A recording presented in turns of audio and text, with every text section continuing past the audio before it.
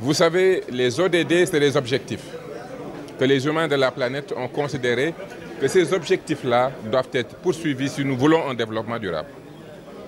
Mais c'est bien d'avoir un objectif, mais c'est plus important d'avoir un plan. Et c'est pour ça que son Excellence, le Président de la République, M. Bassirou Diomaye Diakhar Faye, a tenu, dès l'arrivée du régime en place, d'avoir un agenda de transformation qui est justement le plan vers le développement. Donc cet agenda de transformation donne la vision, le plan, le master plan donne le cadre et la SND donne l'inspiration du point de vue de la stratégie. Donc en planification, il est important de fixer les objectifs, d'avoir un plan, d'avoir une stratégie, mais que cette stratégie soit maintenant localisée au niveau des pôles territoires. Parce que c'est dans les territoires que les choses s'inventent. C'est au niveau des territoires qu'on invente le développement. C'est au niveau des territoires qu'on fait de l'innovation. C'est au niveau des territoires que se trouvent les petites et moyennes entreprises, les PME-PMI, les groupements de femmes, les terres agricoles, les zones forestières. L'économie de ce pays se trouve dans les territoires.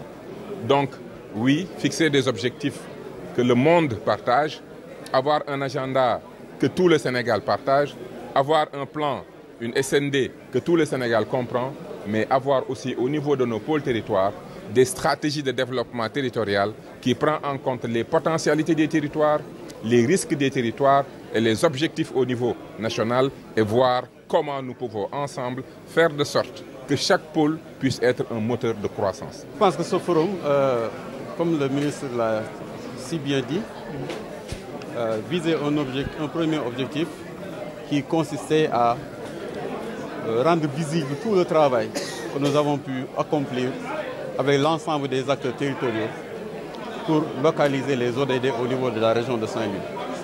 Ça a été un travail d'équipe très inclusif parce que toutes les parties prenantes, les catégories d'acteurs clés ont été de la partie, notamment l'université, les services techniques déconcentrés, l'administration territoriale, les collectivités territoriales, la société civile, les acteurs communautaires, même le secteur privé s'est invité donc dans les consultations pour pouvoir bâtir un référentiel en matière de prise en charge des objectifs de développement durable.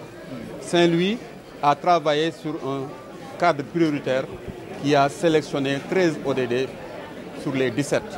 Et c'est autour de ces 13 ODD que les acteurs devront travailler. Et nous avons établi une situation de référence où on a constaté les performances, mais également on a identifié les défis à prendre en charge. Et sur cette base-là, nous avons travaillé sur un programme d'investissement prioritaire et qui devrait, en tout cas du point de vue financier, devrait mobiliser pas moins de 70 milliards pour pouvoir être au rendez-vous de 2030 pour la région de Saint-Louis. Et ce travail-là, aujourd'hui, nous avons réuni tous les partenaires techniques et financiers pour pouvoir enclencher un processus de B2B. Cette fois-ci, on ne va pas faire un B2B séance tenante où chaque partenaire va discuter, négocier, etc. Ce n'est pas le cas. Ici, on va juste recueillir les manifestations d'intérêt de chaque partenaire par rapport aux fiches de projet que nous avons soumises.